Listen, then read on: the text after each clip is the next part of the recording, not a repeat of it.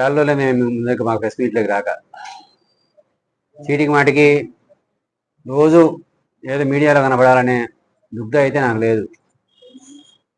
ఏదో పార్టీ ఇచ్చిన కార్యక్రమాలను ముందుకు తీసుకుపోతా ప్రజలకు మంచి చేసే పనులు అయితే చేసుకుంటూ పోవడం మంచిది. కానీ ఏదో మీడియాలో కనపడతా ఏదో ఒకటి ప్రచారం చేసుకోవడం అనేది నా ఇంట్రెస్ట్ ఏం కాదు. నేను పెద్దగా ప్రతిదానికి మాట్లాడిన ప్రతిదానికి ఆన్సర్ చేయాల్సిన అవసరం ఉండే, నేను చేయను కూడా. నిన్న ఏదో చీటికి మాటికి నన్ను అంటే పర్టికులర్గా నన్ను టార్గెట్ చేసి అన్నారు కాబట్టి చెప్తా ఉన్నారు, దానికి పోతున్నారు దీనికి పోతున్నారని. మనం ఏదైనా చెడ్డ పని చేస్తే నువ్వు విమర్శన చేయొచ్చు, చేసేదానికి సర్వీస్ చేసేదానికి 10 మంది వచ్చినప్పుడు పలికేదానికి చేసేదానికి పార్టిసిపేట్ చేస్తా ఉన్నాము. ఇప్పుడు ఇది సీఎం రిలీఫ్ ఫండ్ కార్యక్రమాల వల్ల మళ్ళీ ఇప్పుడు కావాలనే మళ్ళీ ఎదురుగానే మళ్ళీ ఇప్పుడు మీ అందరి మీడియా ముందే చెప్పి మళ్ళీ ఇప్పుడు సీఎం రిలీఫ్ ఫండ్ వితరణ కార్యక్రమం చేస్తా ఉన్నాం. ఇది చేస్తాము, భవిష్యత్తులో కూడా చేస్తాం. ఎందుకంటే మాది పొలిటికల్ గవర్నెన్స్ అని చెప్పి మా ముఖ్యమంత్రి గారు చెప్పినారు.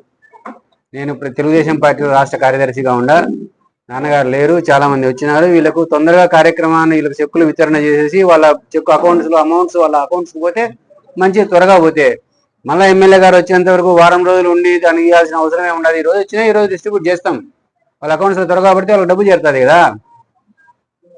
ఏదో ఒక మంచి కార్యక్రమం వచ్చిందంటే ప్రజలకు మేలు చేసే కార్యక్రమంలో పార్టిసిపేట్ చేసి చేదోడు వాదోడుగా నాన్నగారికి ఉండడంలో తప్పు లేదని నేను భావిస్తాడా.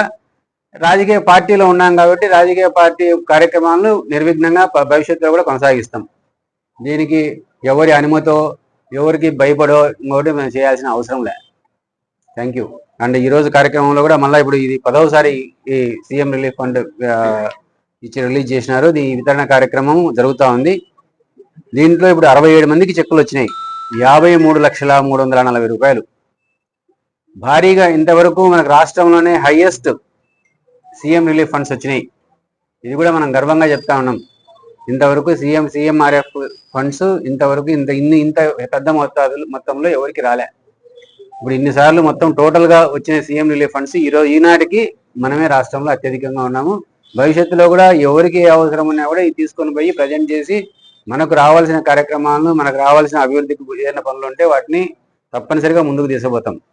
అంతేకాకుండా ఇప్పుడు అభివృద్ధి కార్యక్రమాల్లో కూడా నేను మున్సిపాలిటీలో సమీక్ష చేసినారు. అవును, మున్సిపాలిటీలో సమీక్ష చేసినాము.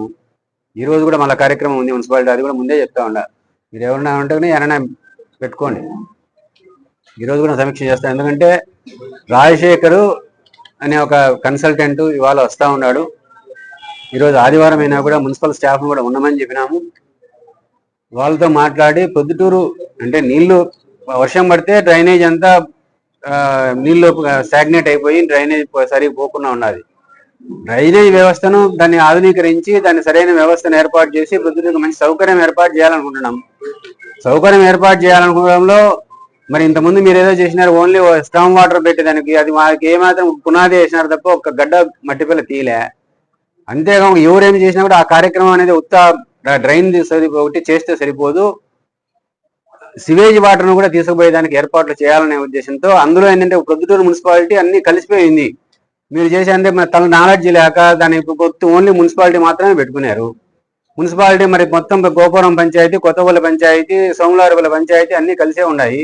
వాటి డ్రైన్ కానీ దాంట్లో స్టామ్ వాటర్ కానీ వచ్చి కలిస్తే ప్రొద్దుటూరుకు మళ్ళా సేమ్ అదే పరిస్థితి వస్తుంది కదా.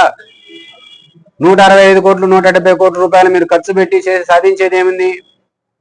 కాబట్టి దాన్ని ఏదో ఒక విజన్ ఉంది, దాని కార్యక్రమాన్ని మిగతా ఇంజనీర్లతో కన్సల్టెంట్స్తో మాట్లాడి ఇది ఒక్కటే కాకుండా 3 పంచాయతీలను కలుపుకొని ఒక కాంప్రహెన్సివ్ ప్రోగ్రామ్ పథకం తీసుకొని దాన్ని చేస్తే మొత్తం ప్రొద్దుటూరు మున్సిపాలిటీ ప్రొద్దుటూరు చుట్టుపక్కల గ్రామ పంచాయతీలకు కూడా ఈ సమస్య లేకుండా చేయాలనేది మా ఉద్దేశము.